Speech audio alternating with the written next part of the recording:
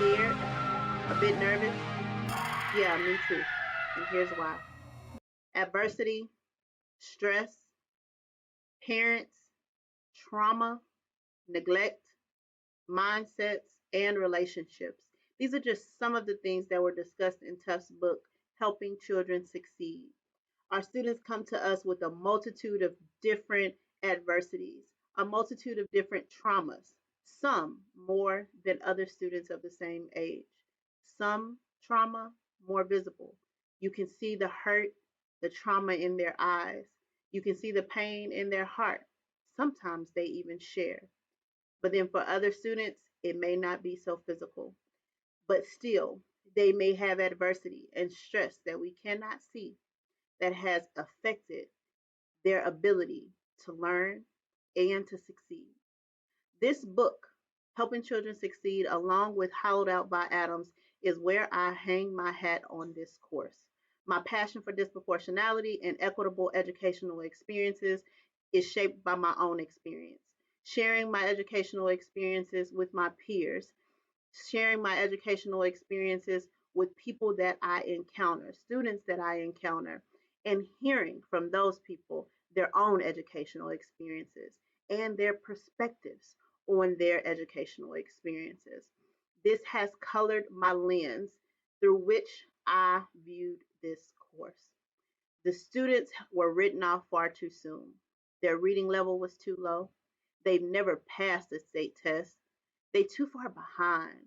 Or they just don't care. Their parents is not active and it's nothing more that I can do.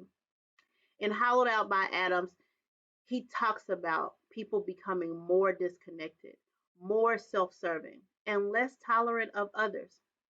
This is the anchor of the coursework and the lens that is colored. It's not just happening in the social setting.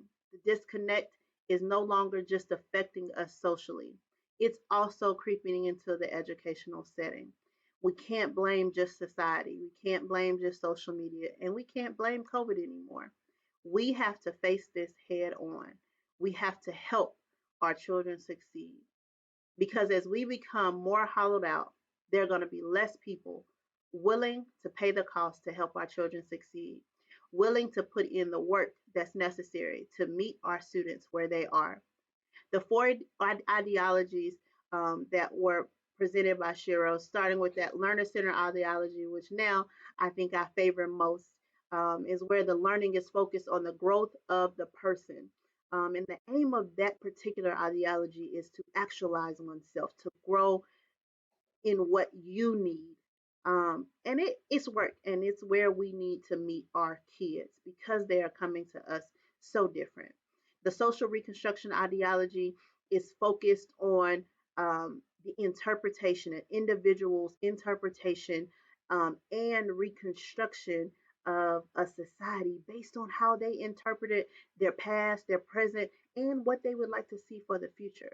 The social efficiency ideology is based on what's socially acceptable. What has society said is okay? What is the norm based on what society says?